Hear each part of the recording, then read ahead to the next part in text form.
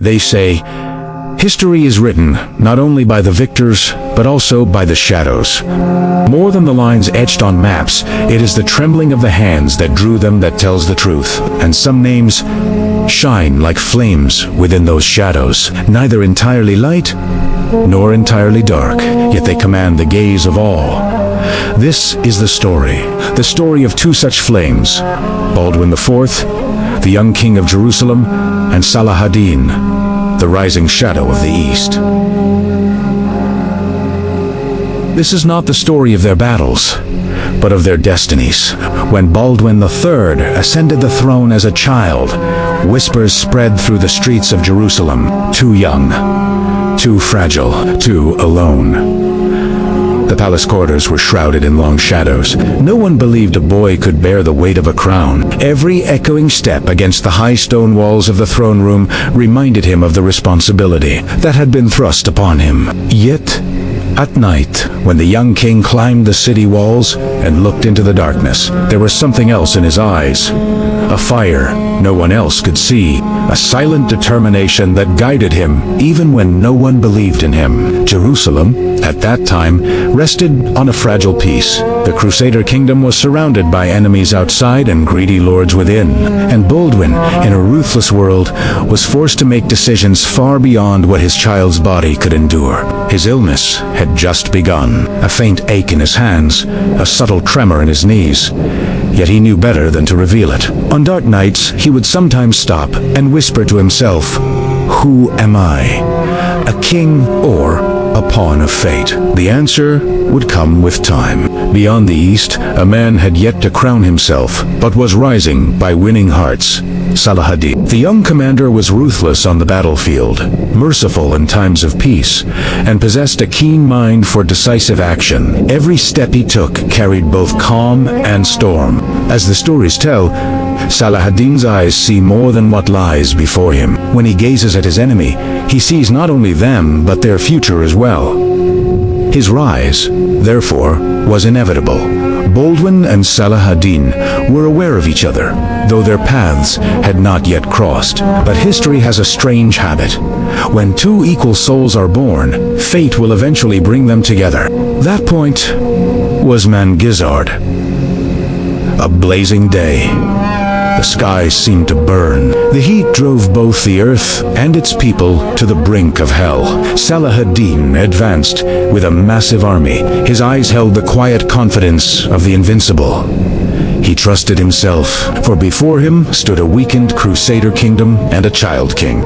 Yet Saladin did not know one thing. Baldwin, that day, rose not as a king, but as a warrior defying death. His illness had worsened. He struggled to stay mounted. Even the leather of his armor pressed painfully on his shoulders. Yet, in his eyes burned determination. Behind the clouds of dust rising from Montgisard's barren fields, he knew he might face his own end, but he pressed on. His knights noticed the king's frailty, yet they would never forget the moment he stood tall with unwavering defiance. Minutes before the battle, Baldwin raised the Holy Cross high. Even the wind fell silent.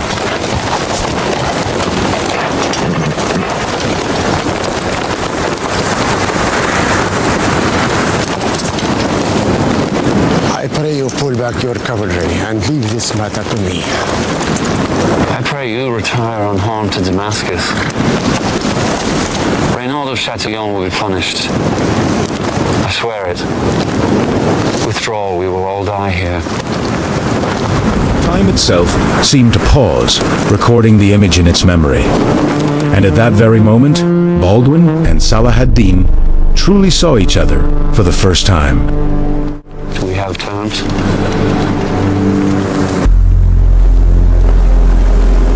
We have terms.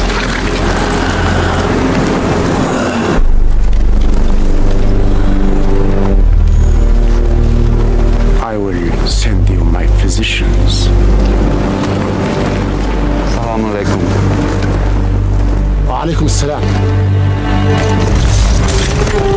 Two eyes, two souls, two destinies colliding upon the sands, and the clash was immense. Armies collided.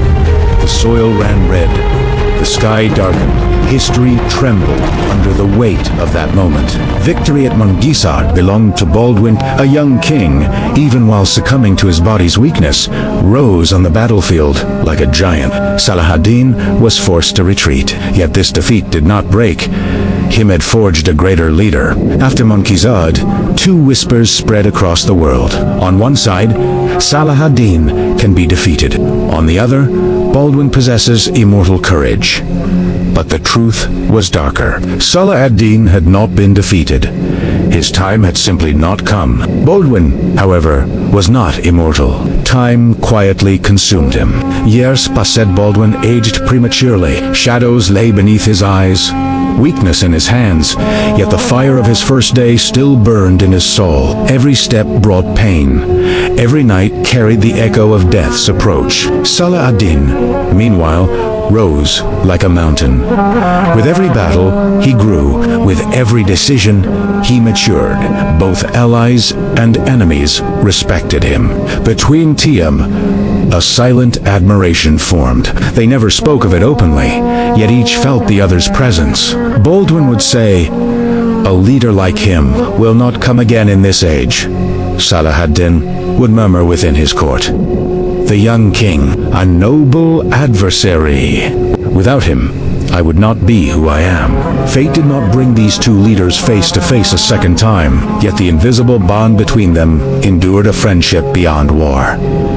Perhaps the strangest friendship in history. Baldwin's final days were spent in a dark room. The young king, once raising swords, now watched Jerusalem's stone streets fade before him. His hands could no longer even hold a cup, yet the fire in his eyes remained. The words he reportedly spoke before dying have become one of history's most dramatic statements. "I never saw him, but I recognized him in my heart." These words were for Saladin, not for an enemy, but for a soul, a mirror, a companion. Shortly after, Baldwin passed. Jerusalem mourned in silence. When the news reached Saladin, he bowed his head quietly. Those who knew him said a shadow passed through his eyes that day, a grief, a respect, a silent thank you. "He was a strong man," he said simply, "and the world took him too soon."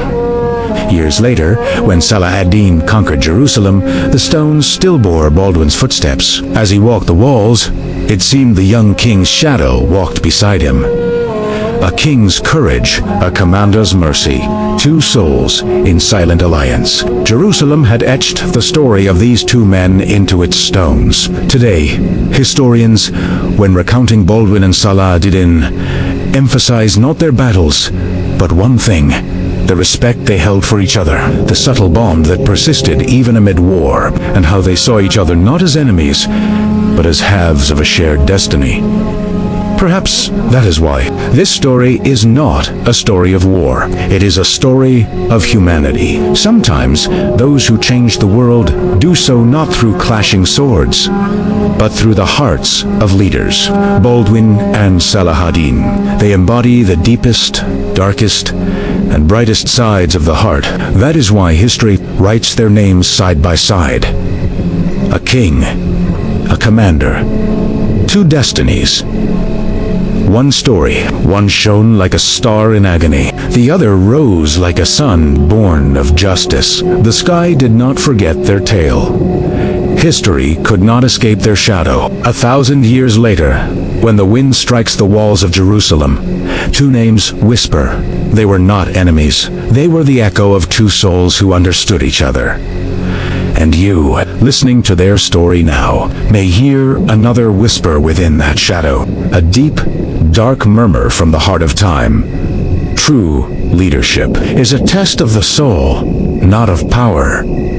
If you enjoyed this video, subscribe to our channel, like the video, and turn on notifications to not miss the next epic story rising from the shadows.